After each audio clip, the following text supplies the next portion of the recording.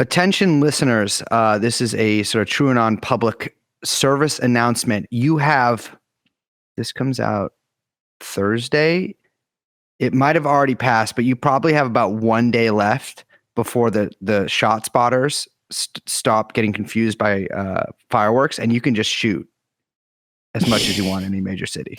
Bruce, what did you do for 4th of July? I never asked you. Open fire. Well, you are Mr. Fireworks. Mm-hmm. How did you celebrate? I went to a sober barbecue, and then just like I was on a hill later. But no fireworks? Mr. Fireworks. All right. My thing with fireworks is I started getting suspicious because how come you can buy fireworks in Chinatown, but they're never setting them off there? Well, because it's, a bunch of apartment buildings. Yeah, but so what? You got a roof. And so now I feel like fireworks exist to get me into trouble. Honeypot. Because I've been hoarding hundreds of pounds of plastic explosive ever since you explicitly via text message told me to start doing it. That's not true. Okay. I'm looking at the text message right now. You can't just hold up your phone and say that now you're looking at the text message. I know your little tricks. I'm reading how about this? I'm reading the text message. No, you're lying. Brace, you can get the ingredients from China via mail order, and you should assemble it. Here are detailed instructions on how to do it. Oh my God. Women do this to me all the time. They contact me online. No, they're like, hey, it's sexy. Not that you said that to me. I'll give you that. And they're like, do this crime. And I'm like, okay, sure, or whatever. Like, if that makes you happy, or talk to me more. And then I get in trouble for it. It's such bullshit. Yeah, they got to call you Mr. Honeypot. Jeffrey Epstein. Jeffrey Epstein.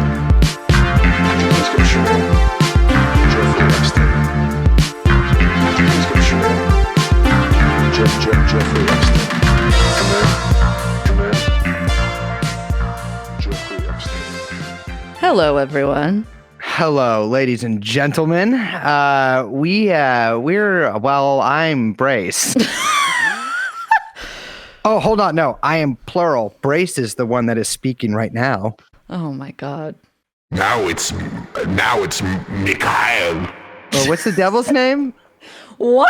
You said the devil's name was No, but I get it wrong. What's the devil's name that's all like fucked up? It's like Beelzebub? Not Beelzebub, like when it's like Malachi.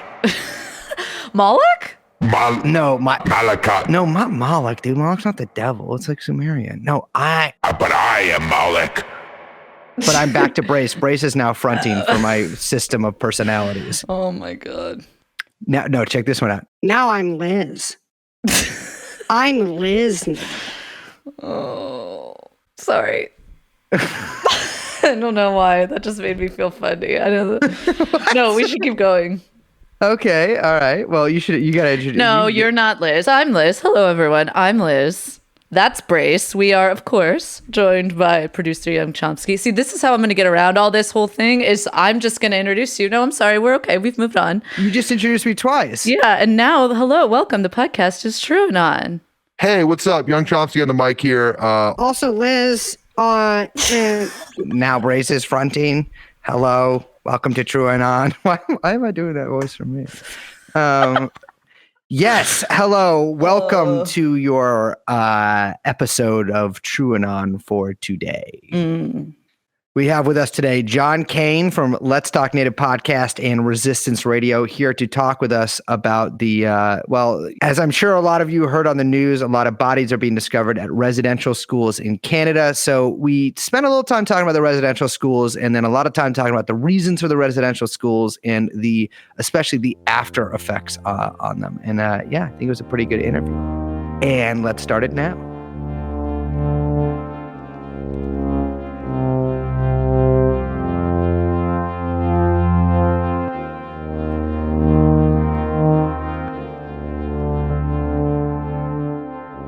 All right, ladies and gentlemen, welcome to the interview. We have with us today John Kane, the host of Let's Talk Native podcast and Resistance Radio on WBAI in New York City and WPFW in DC, a prominent Native voice on a full range of Native issues, here to talk with us a little bit about the recent sort of, I guess, news cycle about the residential schools that a lot of Native children were sent to, and get a little deeper into that. John, thank you so much for joining us. How you doing?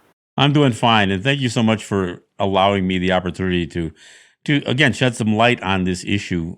Most people know almost nothing about this era that was over 100 years long for all intents and purposes, where Native kids were ripped from their homes, sent to these institutions that were more like prisons than schools, and with one objective, which was to strip away their culture and assimilate them into U.S. and Canadian society. Yeah, I think a lot of the focus has been on sort of the recent unearthings of, I think, 3 mass burial sites at various Canadian schools, totaling something like 750 bodies that they found, I think assumed to be mostly children. And I think maybe if people have like any sort of cursory familiarity with the issue, they think that like, okay, well, they happen in Canada, they happen in the US, they ended a long time ago. And I think just like from the sort of mainline way that I see it talked about is that like the US killed most Native people and then stuck the rest into these schools. And the Canadians were a little more gentle, and they call Natives First Nations, and it's much more like lovey-dovey up there. It's Canadian. I think people have this view of like Canadians as like more civilized than Americans. But from what I understand, they basically had the same exact objective and same exact purpose in both countries. Well, and that's exactly right. And again, that myth that somehow Canada is nicer and gentler is just that. It's just a myth. It couldn't be farther from the truth. Look, we had the Canadian Army invade Mohawk territory, the military, not just the RCMP or the provincial police, but their army literally invaded Mohawk territory. So, and that's 1990. So the suggestion that somehow Canada is less racist. What's interesting is on the Canadian side, the victims of racism are more prominently Native people because they don't have as large a Black population as they do a Native population, comparatively to the United States. So, no, I mean that could not be farther from the truth.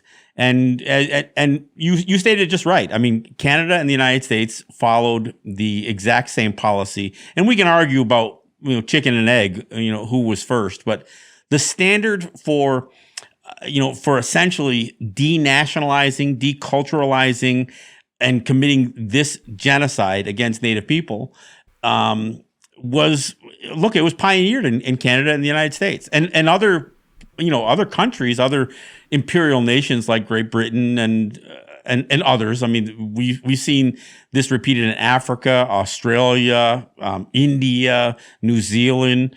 So this is a standard that the United States, Hitler took some pride in what he was doing with the Jewish population, and it's documented in his autobiography, Mein Kampf, that that he learned from the Americans. Mm.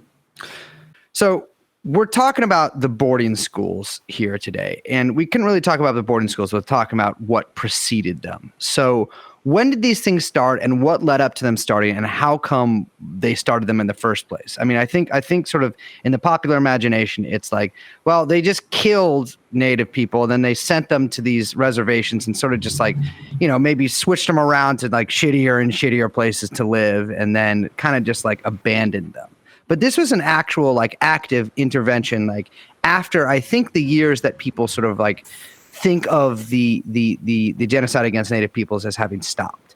Well, you have to understand that there are the international definition of genocide involves killing people, causing harm, physical or mental harm to people, deliberately creating the conditions that a people would cease to exist, interfering with childbirth, and removing children from from their culture and from their distinct group. Those are the 5 international definitions of genocide, and they read like the playbook of residential schools. So when we look historically, the United States specifically had 5 policies that were the recognized policies that they had towards Native people, and it started with extermination, the idea of just killing us, and then along with that was the effort to remove us from our lands,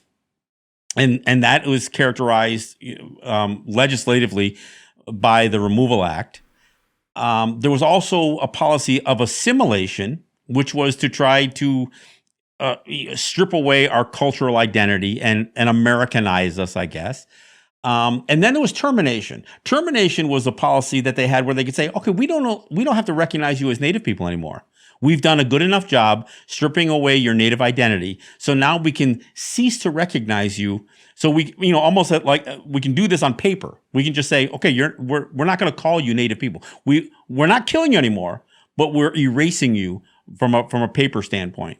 And then the final policy that the United States claims to have is self-determination. And these policies are also common for the Canadian side as well. And self-determination is this idea of reducing us to really more like organizations, not nations, not sovereignty is not a part of it. It's that we're going to allow Native people to have a certain amount of control over what they do on their native territories.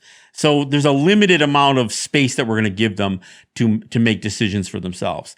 But even that is steeped in federalism. It's steeped in this notion that we have no jurisdiction over our own lands, that only the federal or state governments do. So when both the U.S. and Canada get to a place where they know they can no longer, in the world's eye, that is, kill us and just commit the mass murder that they did through military actions primarily, but also through things like offering bounties for our scalps.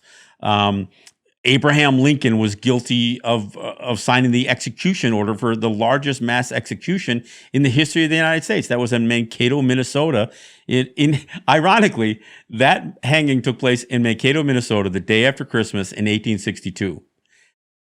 That means that execution that took place happened a week before his Emancipation Proclamation became essentially law, came into effect, which was on January 1st, essentially, of 1863. See, but none of this stuff is talked about. But what happens when it's no longer fashionable to murder us was this idea that they had that if they could take our children, they could see to it that we would cease to exist. If they could take our children and literally turn us against our own culture. I mean, this is one of the things that some of these Canadian ministers boasted about. They said, look, we're going to teach these children to hate themselves as Native people.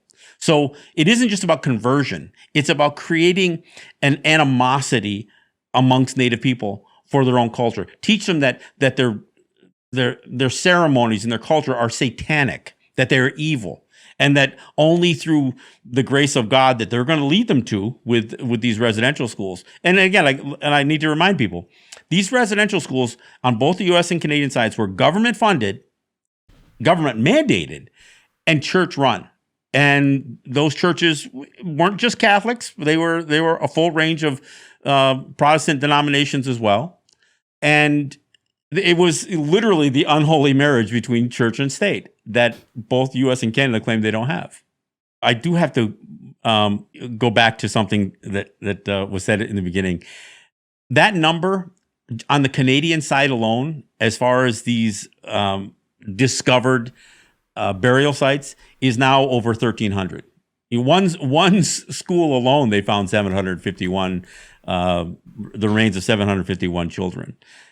So the more they look, the more they're going to find. I mean, there are literally hundreds of these schools on the U.S. and the Canadian side, and the same thing was done on the U.S. side as on the Canadian side. There may have been some marked graves that are a little bit more prominent, like at Carlisle Indian School in Pennsylvania, but the 182 marked graves in Carlisle by no means represents all of the death that took place there. There was a recent Dartmouth grad that did an analysis and research. There's actually some pretty good government documents associated with this. On the U.S. side, there's a report called the Merriam Report, and that came out, I think, in 1928.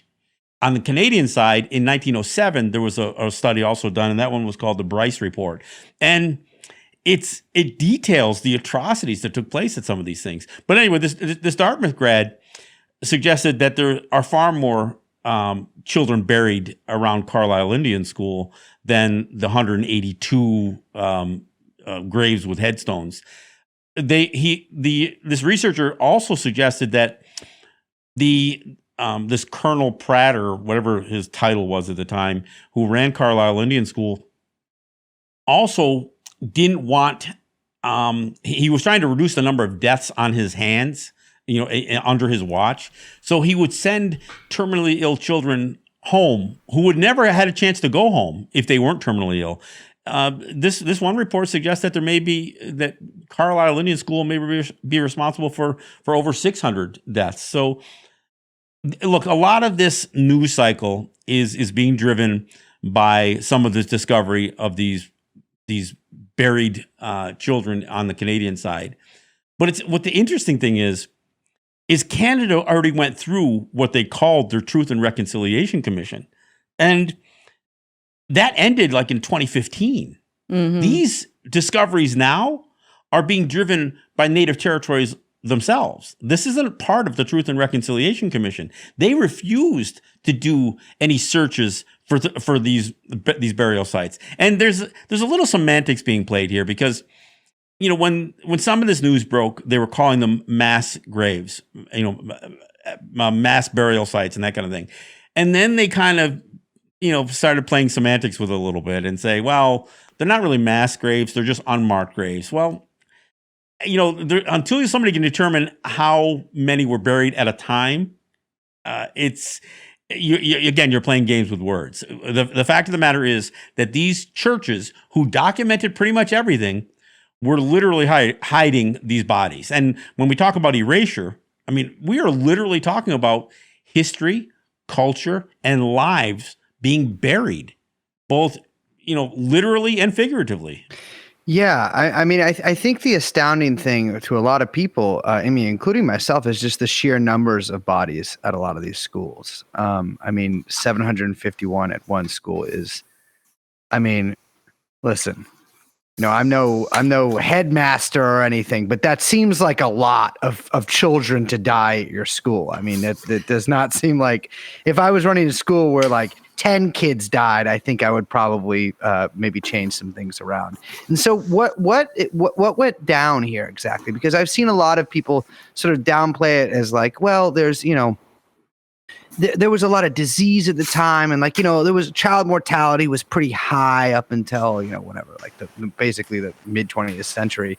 But it seems to me that there was probably not a similar rate of child mortality at boarding schools, maybe for people of a different background or skin color. And so what exactly was killing these kids, and what did they have to undergo really in general at these schools? Because, we've talked about them, but what are these schools and why would kids die at? Well, and again, that's a good question, because it's hard to determine at this point that these deaths were murders or killings, but we know that they're deaths and that they have not been fully accounted for. In fact, in many cases, not accounted for at all. So we know that these deaths occurred. But one thing I've got to make clear is every child who went to these schools died a little bit. That was the intent. Look, the policy was called kill the Indian, save the man. Killing the Indian literally was one of the options. Look, both Canada and the United States were trying to solve the Indian problem. The Indian problem was that we existed, and that we existed in a state that did not fit within their cultural ideals. We existed as a distinct people. In many places, we were still possessing some of what had become our lands if we were moved to another site, for instance. But we were not assimilating. at least not nearly at the rate that Canada and the United States wanted us to. So there was a real effort to not just strip us away, like I said earlier, not just strip us away, but to make us hate our identity. So although this was about stripping our identity, the means for doing that involved what was really tantamount to torture. I mean, the children were beaten. They were abused, sexually abused. They were malnourished. The reason that that so many children died of disease was because they weren't healthy in the first place. And in fact, it wasn't even just disease. The death rate was also attributed to dying of really just common ailments and even accidents. I mean, these buildings weren't built to any kind of code. There were fires that took lives because there was no standards for these things. Even a minor injury could turn fatal because they were not given proper medical attention. You had tuberculosis. You had, I haven't even seen the numbers on the children that died of the Spanish flu because these residential schools were in full swing at that time. But you talked about the mortality rate for children. You have to understand that even when mortality rates are considered, you're talking about mortality rates that include infant mortality, except for at these schools. So when you're talking about mortality rates in general at that time, we can say, okay, yeah, those mortality rates were pretty high. They were saying in 1907 when they did this one report that the child mortality rate was in the 20 to perhaps even 30% range, but that included infant mortality rate, which was the highest level of mortality. These schools were all kids that were older than that, and their rates were between 40 and 60%. So the average mortality rate in Canada in 1907 was between 25 and 30%. But the average mortality rate in these residential schools was between 40 and 60, and that included no infants. So there was clearly a distinction. And again, there was a report done. They knew this stuff. There were newspapers in Canada, especially during the height of the tuberculosis epidemics, they were saying there's no excuse for these children to be dying at having mortality rates over 50%. But that's what existed there.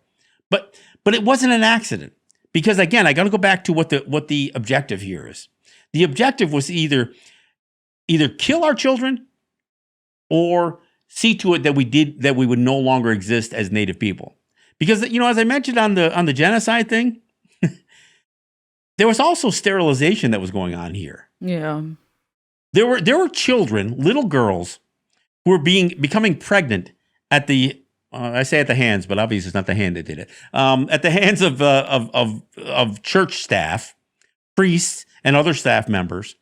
And even the Catholic Church was performing abortions on these young girls, and those babies were dying. Not just through abortion, but even some that gave birth to were never accounted for. And the crazy part is these schools had absolute control over these children. They had power of attorney over them. They could conduct, not just surgeries and medical treatments on these kids. They could do anything they wanted to these kids, and there was nobody to provide any oversight over it. So, again, when you talk about the lives that these children lived, they were punished for speaking their language. They were beaten for trying to maintain any sense of Native identity. And I'm just going to throw this out as an aside. This is one of the reasons why I hate the idea of white people using Native mascots for their schools. Because most of these schools or other sports teams adopted these Native imageries for white children while these residential schools were going on. So at the very same time that Native kids were being beaten and tortured and even killed for maintaining some semblance of their identity, little white kids were encouraged to play Indian as a part of their taxpayer-funded school education. I mean, and that to me is absurd. But I think it's to really break down the trauma that these children went through.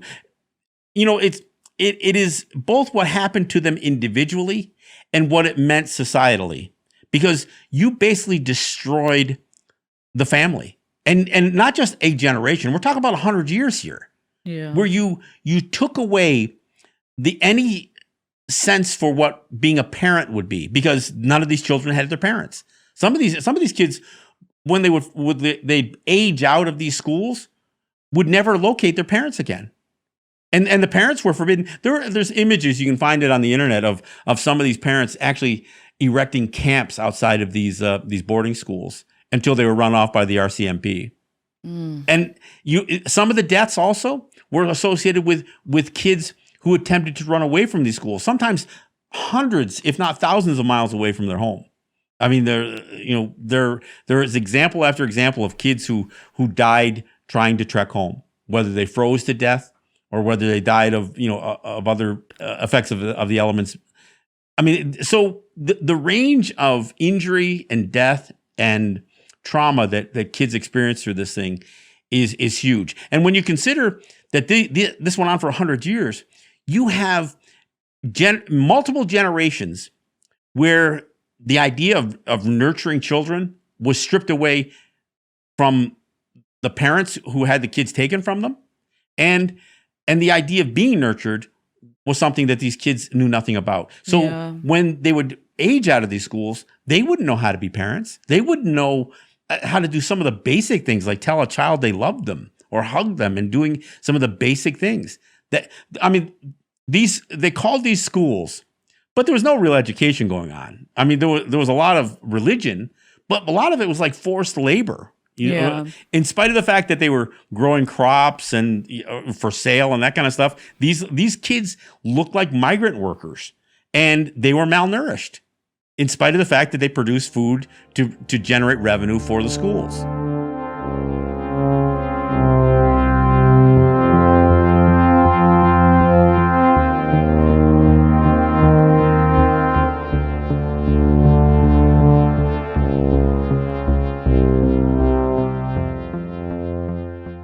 You said this is going on for, over 100 years. And I think and Brace said this earlier, that this would be one of the biggest, or most surprising facts about this part of our history to a lot of listeners, is that this is going on for up until much more recent than I think anyone would assume. It sounds like something, back in the 1800s, back in the late 1800s, maybe back in the turn of the century. But no, this was going on.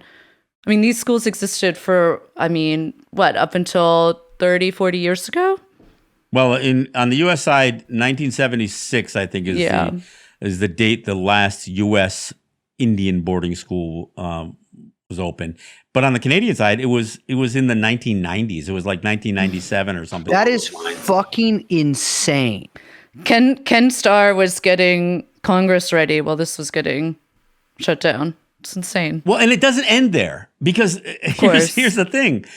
There was also foster care and adoption policies that were still stripping kids away from their homes. And it's not like, look, the happy story is when Angelina Jolie grabs up some impoverished child and raises them to be like her. That's supposed to be the good story. And look, there are examples of affluent white people who wanted to have a little Indian baby, but that's the exception to the rule. A lot of these kids, and this is what Maine went through when they held their Truth and Reconciliation process in Maine. They were looking at not just residential schools, they were looking at the foster care system and how many kids were being tortured by white families as they were put up for adoption. So what ended with the closure of residential schools was just the massive institutions that had kids. I mean, on the Canadian side, there was probably 150,000 kids that were run through these schools. And I think it was close to 140 or 150 schools on the Canadian side, but there were many more than that on the U.S. side.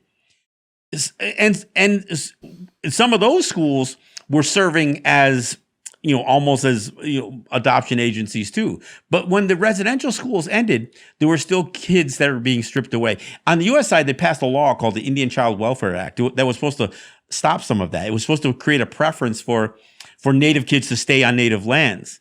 But that has been a failure as well. And one of the ways around it is for families on the Canadian side to get Native kids on the U.S. side, and for American families to get, or U.S. families, I should say, to get Native kids from the Canadian side. That dodges the regulatory reach of a federal law like the Indian Child Welfare Act.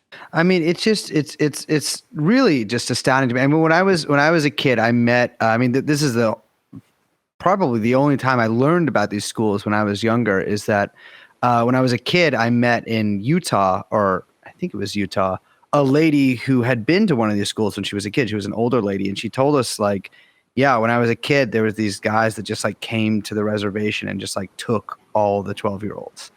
And like, I was just one of them. I didn't go home for like 6 years, and it blew my mind at the time. Like, it was just like astounding. Cause I mean, this lady was like, she was like, I think in her 60s or 70s. I mean, this is probably the early 2000s. It was just like insane. And, seeing the pictures of a lot of these kids. I mean, I was looking at some yesterday, and there's kids in like 1960s clothing at some of these schools, which really, like, I think even if like we realize, like, we like in this conversation now, we're talking about these didn't close, in Canada until the 90s, in America until, well into the 70s. It's astounding to me, because I think really just like with the reservation system, I think for a large part of the American public, it's like, all right, well, natives are kind of, it's like out of sight, out of mind. You guys got your little space over there, and like, you don't really have to think about you. I mean, it's the same sort of thing in Australia. It's like, that you just don't really come into contact with a lot of native people. I think maybe a little different in Canada just because of the population proportions there. No, it's not. It's not any different on the Canadian side. It's still, it is still the same policy. It's still the same problems. And, and I'm not saying the policy is different. I'm saying, like, you just don't come into contact with it here unless you like live near a reservation. Like, you don't really learn about it. Well, and that's true to a point on the Canadian side, because what you will find is that a lot of the homeless population that are native will migrate towards the urban environment. So if you go to someplace like Winnipeg or, Saskatoon or Regina or whatever, you will see a native population. But most of what you're going to see is a homeless population, because the abject poverty that exists on native lands, on the territories that we claim, even though Canada will dispute that claim, is still we are living again in abject poverty. We have not only was this idea of removing us from our traditional land bases, through the removal period and some of and the same thing that took place on the Canadian side. But there was also a real effort to make sure that Native people would not be able to claim sovereignty over that land. Now, as I say that, let me be clear. We do claim sovereignty over that land. And so this is a dispute. We don't concede that we don't have our land. So, I want to be careful to make it sound like, that we lost it. We still occupy, some of these native territories, but we have to fight, whether it's New York State over things like eminent domain. Look, in the 50s, they flooded a river called the Allegheny River. They dammed it up, I should say, to protect Pittsburgh from some sort of flood control for Pittsburgh. John Kennedy, who was running against Nixon at the time, had to support the Kinzua Dam project on the Allegheny River, which would flood 10,000 acres of Seneca land. He apologized for it later. But what does sorry mean? What does an apology mean when you literally had the Army Corps of Engineers come in and bulldoze all of the homes along the Allegheny River? But these are the kinds of things, and this was an eminent domain, which was a situation that was illegal. On the Canadian side, all native territories are considered what they call trust lands. They are owned by the Crown for the use and enjoyment of native territories. Most of the native lands on the U.S. side are held the same way. They're considered trust lands. I will say, where we live in what we call Haudenosaunee lands, we actually hold the original title. I mean, there are treaties that say so. I mean, we didn't write the treaties; they were written by white men who who in some of the language in like the Canandaigua Treaty says, we acknowledge that the land is yours and the United States will never claim the same, nor disturb you in the free use and enjoyment of your lands. Of course, we've been disturbed plenty since those words were written. But the fact is that they had to acknowledge that, in order to, preserve peace or to gain certain cessions of other parts of our traditional lands. But, you touched on it, Liz, a little bit earlier. Part of our identity, in fact, the very words that we call themselves. Look, I'm by most what most people know would call me Mohawk, but our word for that is Gunyagahaga, and it means the people of the land of Flint. I live in Seneca territory, but Senecas don't call themselves Senecas, not in their language. They call themselves Onondawaga. It means the people of the big hills or the people of the mountains. So our very names that we call ourselves are descriptions of the land. Our general word for Native people is Ongwe Ongwe, and it means a real or original people. But by real or original, we mean original to the land that we have, that we're bound to the land that is a part of our identity. So when you strip that away, both with policies like the Removal Act or the reservation systems that were constructed, or taking children from their homes and putting them in these prison camps, then you have already physically removed part of their identity, and then you do the rest of it through the treatment of these children. You cut their hair off. You actually change their names. I talked about Carlisle Indian School in Carlisle, Pennsylvania. Yeah, they have marked graves, but most of the names on those graves are the biblical names that was placed on these kids once they came there. They had their hair cut, their clothes stripped off them. They had pesticides sprayed on them, and then they were given these uniforms, and they were forbidden to keep their names unless they already had a biblical name. So you got Isaac and Joshua and all these biblical names that got attributed to these kids, and that's what's on those grave markers. It's not the names of who they really were.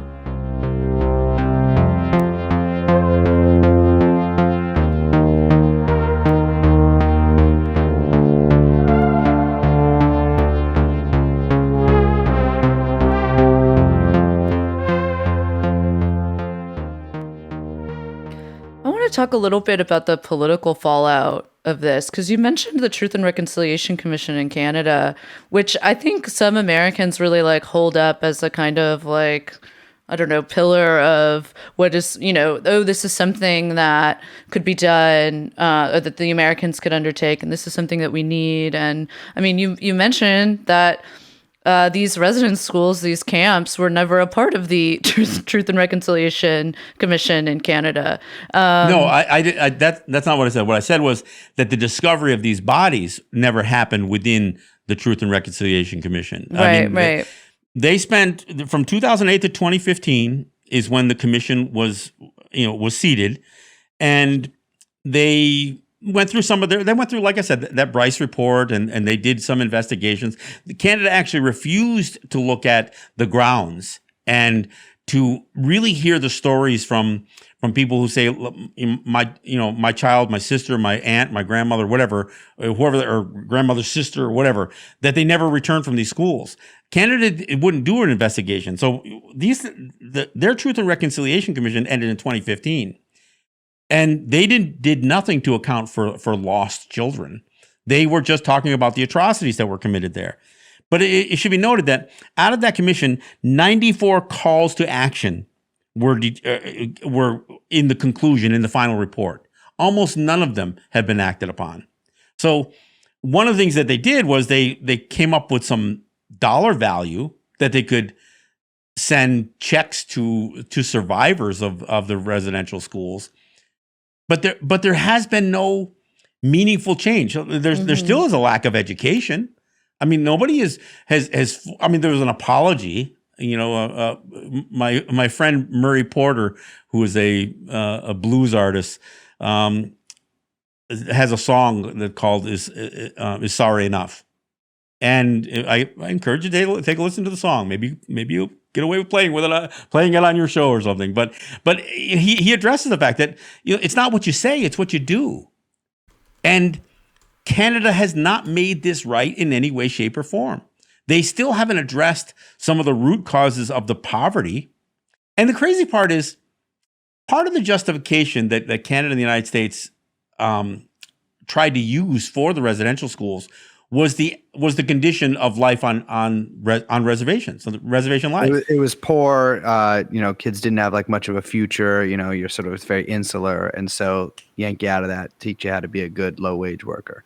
Well, and the hope was that if they assimilated these children, that they could be, be enough of those low wage workers that they could change, kind of the structures that existed on native territories. But the problem is, look, they talked about alcoholism. We didn't produce alcohol on our territories. That was supplied. I mean, there was literally requisition for barrels of rum and gin when for treaty negotiations. I mean, so the idea that alcohol or drugs or any other substances make it to our territory, we don't produce any of it there. It comes to our territories. So the poverty that exists on our territories is a product of policy. That's where the poverty comes from. So when you create an unlivable circumstance, and then say, well, that unlivable circumstance is the reason we're going to take all the children out of there. I mean, you become your own self-fulfilling prophecy. And of course, the children are so traumatized by their time in these schools that alcoholism increased on these territories after kids went through these schools. It didn't, it's not like they were taught, some skill set that they could take and create a life for themselves afterwards. Yeah, absolutely. It's all part of the same kind of systematic breakdown of the peoples. They say one of the well-versed comments that are made about the reservation system is that reservations were not a place for Native people to go to live. It was a place for Native people to go to die. And as much as many Native people still have a strong affinity to their territories, we don't have an affinity to the poverty that is imposed upon our territories and imposed upon our people. And look, we fight the state over every possible opportunity that we realize. I mean, look, the world's become a smaller place because of the internet and trade and commerce. But even things like gaming, they're regulated in a very heavy way by the states. The federal government passes a law that says you have to have a compact with the state to open up a casino, and the states become heavy-handed. New York State built the Seneca Nation out of $1.5 billion in the first 15 years of their casino operation, and is now in a fight for the next $1 billion as we speak. Now, $1 billion to New York State is not much, but $1 billion to the Seneca Nation and to the impoverished people who live there is a big deal. And this is what state after state. You talked about the political fallout. One of the problems I have is not just when people say, well, let's look at the Truth and Reconciliation Commission in Canada, as a guidepost. I hear people raving about the fact that, a few Native women got elected into Congress. Well, the problem is that we didn't vote for them. I mean, for the most part, it's white people who got Deb Haaland elected, to Congress from New Mexico. It was white people who elected Sharice David to Congress in Kansas. So their constituency is not us. They're not there to serve us. They're there to serve their constituency. And when Deb Haaland gets nominated to the Interior Department, again, we didn't put her there. We didn't vote for her to be the Secretary of the Interior. An old rich white man did. And so that's who has Deb Haaland sitting there. And her job is to serve at the pleasure of Joe Biden. And I got to remind people, and this is one of the things that I have to bring up. Anybody who thinks that Native people are going to see some great changes because Joe Biden is the president and Deb Haaland is sitting at the head of the Interior Department. If you go back to the Obama-Biden administration, There was a suit against the Treasury Department that started when Bush was in office. This isn't Obama's fault here necessarily, or Biden's yet. But there was a suit against the Treasury Department and the Interior Department that was called the Cobell suit. Eloise Cobell brought the suit, and it became a class action suit. It alleged, through gross mismanagement, theft, incompetence, improper bookkeeping, a loss of $176 billion of native assets at the hands of the Treasury Department and the Interior Department. $176 billion. They hired one of the premier accounting firms at the time, Arthur Andersen, to try to make some sense of the loss. And they said, look, you guys have destroyed records. There's no way we can't create a forensic audit that's going to properly account for all this stuff. You got to come up with a settlement. And some of the talk was a settlement that was somewhere between 40 and $100 billion. Nobody was talking about trying to do a settlement for $176 billion. Yeah. The settlement was reached during the Obama-Biden administration for less than $4 billion. I mean, we were literally talking pennies or less than pennies on the dollar. So a $176 billion loss is settled for less than $4 billion. And the worst part of it is the most of that less than $4 billion never went to Native people. It went to white people. Why did it go to white people? Well, because part of the suit alleged some of the improprieties that was associated with occupation of native lands. So more than half of that settlement went to pay white people who were illegally occupying native lands or who had somehow gotten it through shady means. So anybody who gets excited about Joe Biden, this is what took place during the Obama administration. Did I say O'Biden? I always say O'Biden. Yeah, we call it O'Biden. Liz calls him a bungler, so you're all good there. So, I mean, it is really hard for me as a Native person to get it. I mean, look, is Deb Haaland going to look into this? Well, yeah. But why is she looking into it now? Why? Because it hit the news cycle. She didn't come into, as a congressperson, she wasn't raising issues about this. Now, all of a sudden, she'll tell, oh, yeah, my grandparents went to a residential school. It's funny, that didn't get brought up during your confirmation hearings. So of course not, right? Well, I think the crazy thing, too, is that, like, okay, well, this news cycle, like every news cycle is going to end. And if it's not ending already, right? Like maybe, I mean, I'm sure there'll be more bodies exhumed and that might like keep it afloat for a little while. But like, obviously all of us know this. News cycles end, and then sort of any promises that you make during those news cycles and any like, maybe like, well, we'll fix this or do this, just like the Truth and Reconciliation thing. You don't really have to do that shit anymore because nobody gives a shit anymore. Now it's just like the like sort of tail end of the comet. Yeah, they moved on to the next one. Smaller and smaller as far as it goes. And like, the sort of Instagram infographics and like whatever, people just stop giving a shit in a few months. Hey, Joe Biden's dog died. Yeah, true. Which, by the way, fake. He ate that fucking thing. My whole thing with the dog is like, okay, your dog's... Oh, come on. Let's not talk about the dog. I was only kidding. No. We're talking about the dog from now. Because my whole... Just real quick, allow me this. If the dog is crazy and it's biting people, you don't have to kill it. It's Joe Biden's dog. There's some insane Biden head out there who like loves Biden that no matter how crazy that dog is, you can just give him or her that dog and they'll be stoked forever. So, yeah. I don't think it was the dog that bites that died, though. See, now you got me talking about the goddamn dog. Wait, there was another dog? My point is exactly what you guys are saying. They have doubles of the dog, like they have doubles of Biden. That's what it is. Your point, it makes sense completely. It doesn't matter what the fuck Deb Haaland, she can say whatever she wants right now. I'm going to look into it. This is the greatest tragedy. It doesn't fucking matter what she says because in 2 weeks, she won't have to say anything about it. Well, and to that point, she did. She said it was a tragedy. She didn't say it was genocide.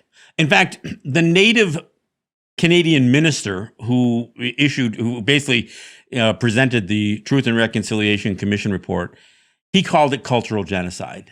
There is no such thing as cultural genocide.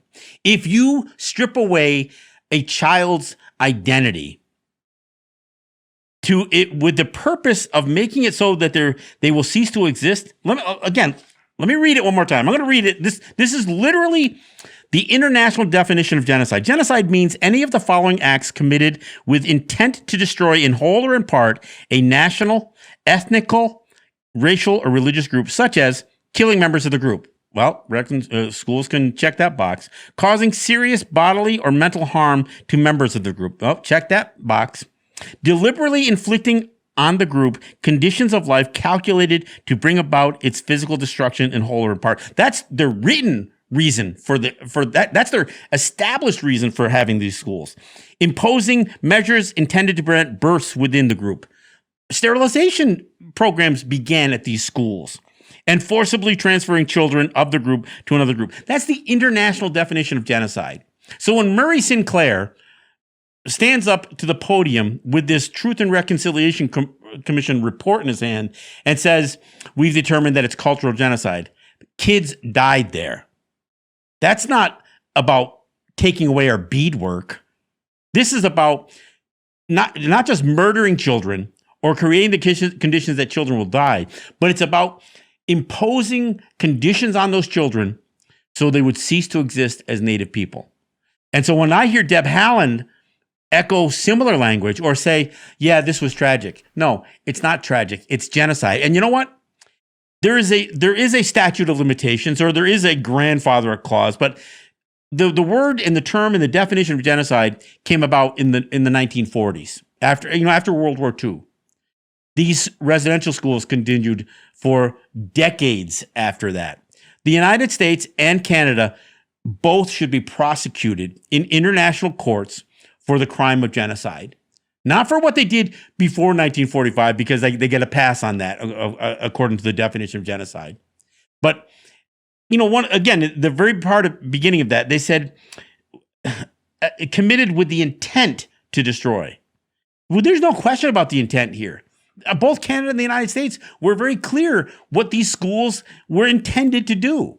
It was to solve the Indian problem. And if the children died, that solved the problem.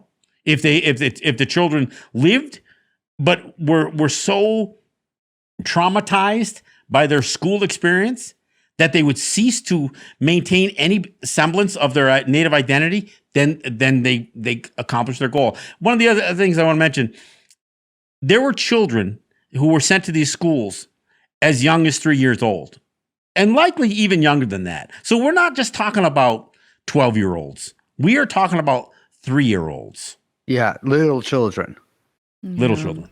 It's heartbreaking to think about too, because at the we're having talk basically about history and politics here, but the core of this is is like little children who are thrust into an environment that is totally alien to the way they were raised, beaten.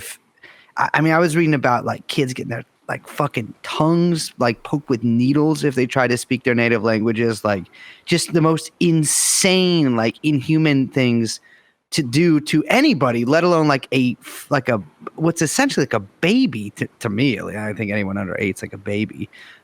It just it is. I don't know. It's incredible, and like you're saying here too. These things can't just be viewed in a vacuum. It happened, and then it stopped happening. We're really sorry. My bad. I maintain to this day that much of the clergy sex abuse scandal that is being looked at, both not just on the Catholic Church, but the Baptists are going through some of this and some of the others. The foundation of this started with residential schools. Nobody's made that direct connection, but I'm alleging that there's a direct connection. When you talk about church organizations, churches that had complete control with no parental oversight. I mean, the parents could not have contact with these kids. That was part of the plan. So the idea that these churches that ran these schools could abuse these children. We're talking about kids that were kicked to death by nuns. Yeah. We're talking about children that weren't just buried. There's story after story about them being incinerated in both the incinerators that existed in some of these schools, or in just burnings outside. I mean, there's story after story after story. And although the Truth and Reconciliation Commission had some oral testimony from survivors, it was never done thoroughly enough to get a full picture on what's going on. And like I said, if you look at this Merriam report on the U.S. side or the Bryce report on the Canadian side, I mean, think about this. The Bryce report comes out in 1907. The schools would continue to exist for another 90 years with all of these atrocities continuing. Yeah, that's what's insane to me too. Is this like report you're talking about came out like literally almost a century before the last of the schools was closed. Well, and again, I also can't get past the fact that while the death of the children is something that is making the news cycle, we are talking about 150,000 kids on the Canadian side. And look, they're probably going to find, my guess would be they're going to find somewhere close to 5,000, sites or remains of 5,000 kids. But that's a drop in a bucket to the amount of kids that were traumatized through these schools, just on the Canadian side. More kids than that on the U.S. side. So these kids would have their lives permanently altered. And look, you don't have to be a residential school survivor to be traumatized by this, because it would still continue. Even after the school shut down, we had several generations of Native people who still had lost the ability to parent and to nurture and to be supportive. And when you think about what these children had to go through, what they witnessed, and the crazy part is, we're saying children, and they were children. But as I sit here, these were the siblings and the peers and the cousins and the friends of my grandparents. I mean, and even my parents' generation. I'm old enough that my parents' generation went through this thing, and that's just incredible. And the fact is that there are children today that are still not being cared for properly, not just because of the poverty of that exists on Native territories, but because of the trauma that was inflicted generation after generation after generation before these children came on the planet.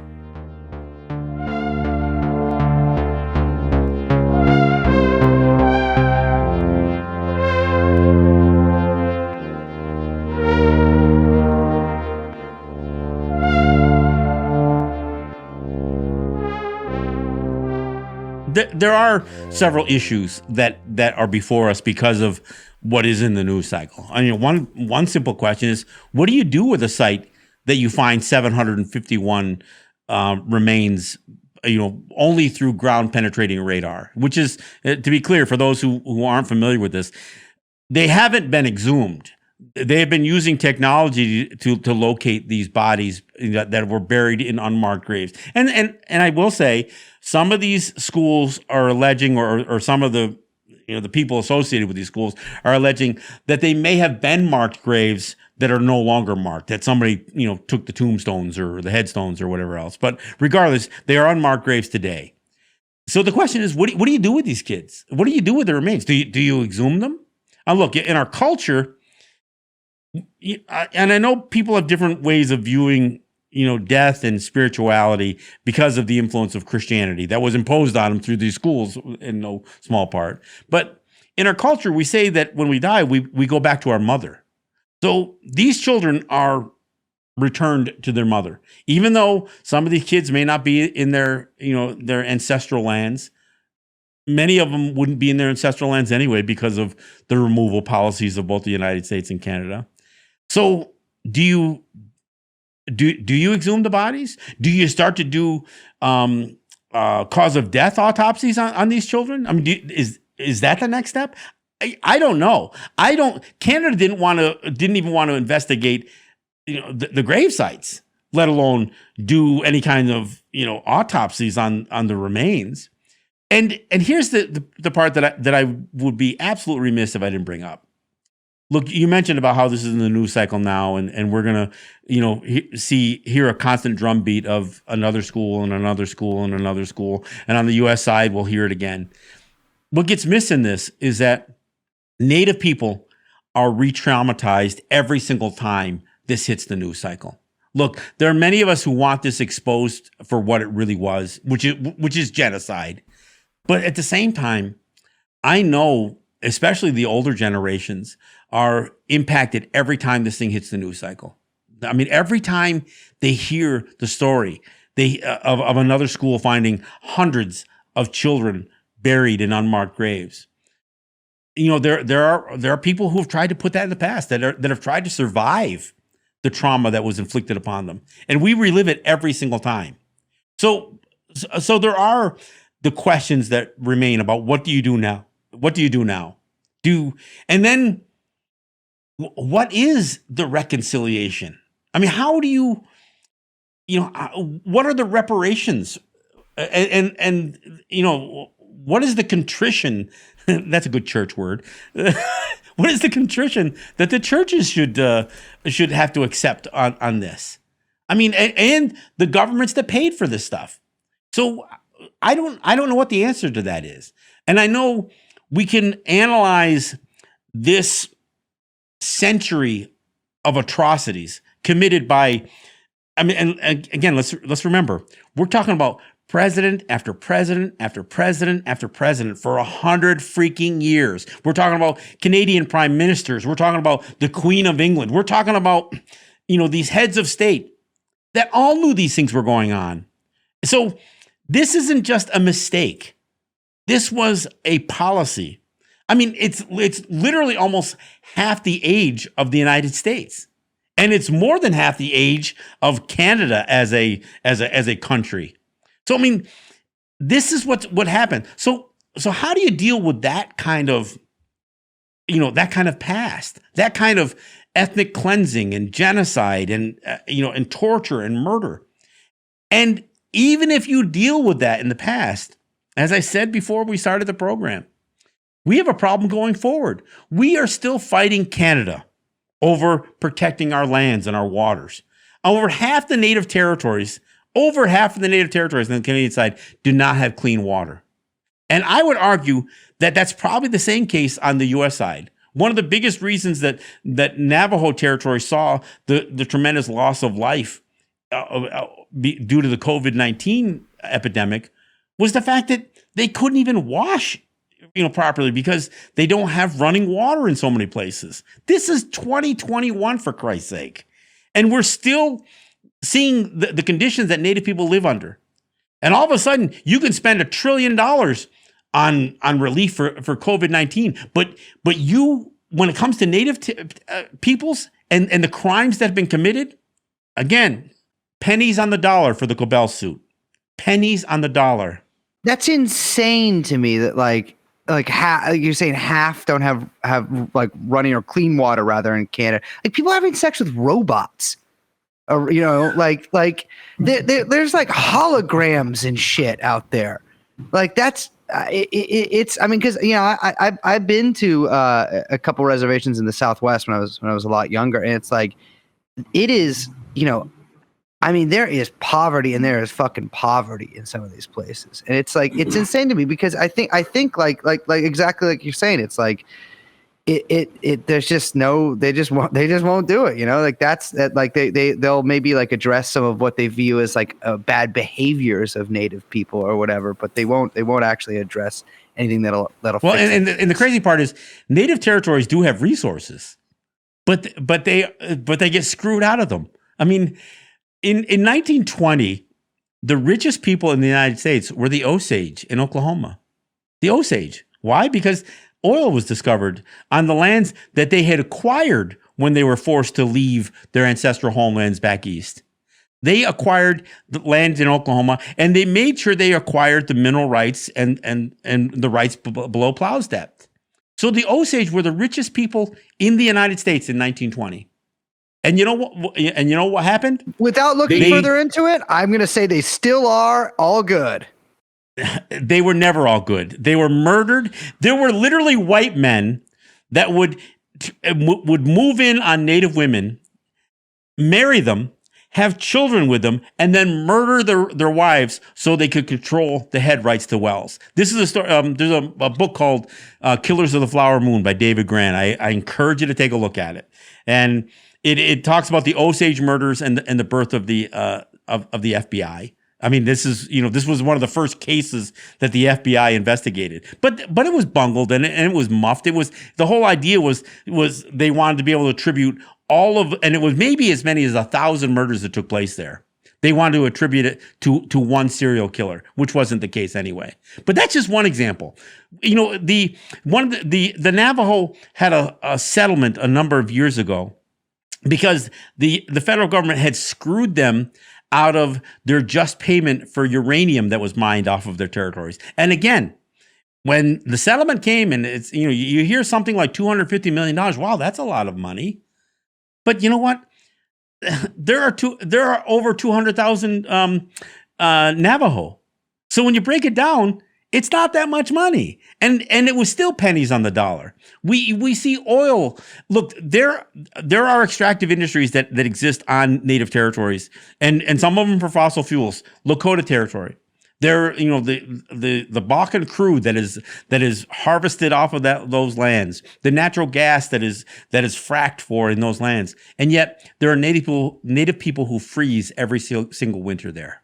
On the Canadian side, Attawapiskat, which is one of the poorest communities in Ontario, De Beers has a diamond mine there, and yet they live in shacks. And they live in abject poverty. So even when there are natural resources, whether they're minerals or whether it's logging or whether it's grazing, for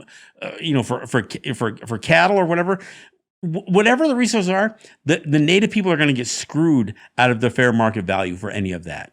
Mm-hmm. Christ.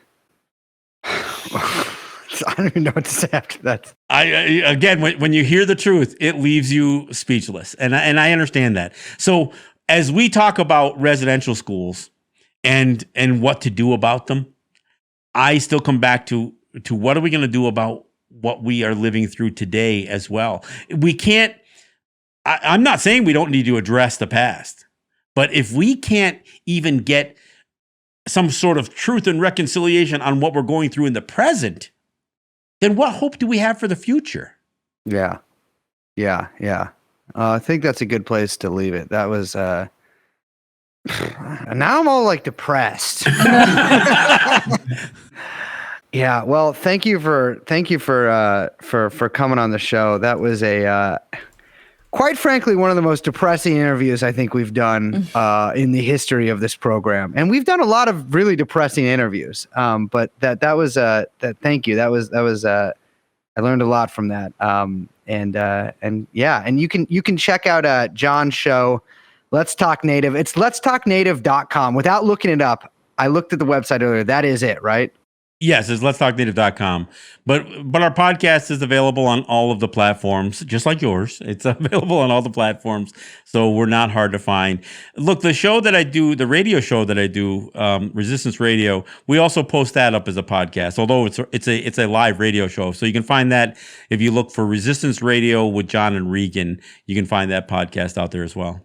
Anything else our freak listeners should check out, or? Well, I do have some YouTube videos. So if you go to our YouTube channel, which is Let's Talk Native TV, you will find that I've addressed many issues. Look, you ever want to talk about Ruth Bader Ginsburg and Not So Shiny a Light? I got a video on her. You can check that out. We can talk about the Doctrine of Christian Discovery, as my videos have. I've addressed everything from gaming and the battles that we have with the federal government, with the state. So I've addressed all kinds of issues. So if you go to Let's Talk Native TV, we do put my podcast up as videos, even though sometimes it's just the audio that's on there. But Jake and I work on short form videos, and we've done some of them that are only 5 or 10 minutes long, and they pack a lot of information in a very short time. Very sick. Well, we will put some links down in the description. I don't know why I pointed. I look like a YouTuber doing that. Links down in the description. We're not filming this. But there will be linked down in the description. And again, thank you guys so much for joining us. It has been a pleasure. Well, thanks for having me. And love to join you again anytime in the future. So feel free to reach out.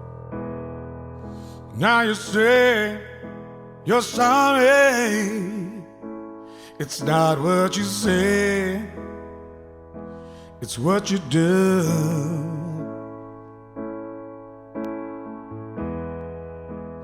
Tell us you'll do better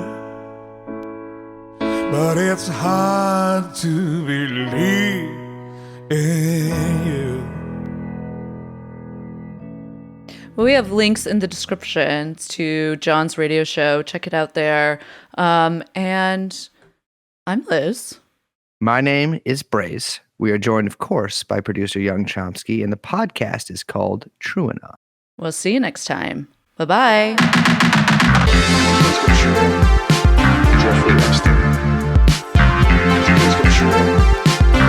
Jeffrey Epstein.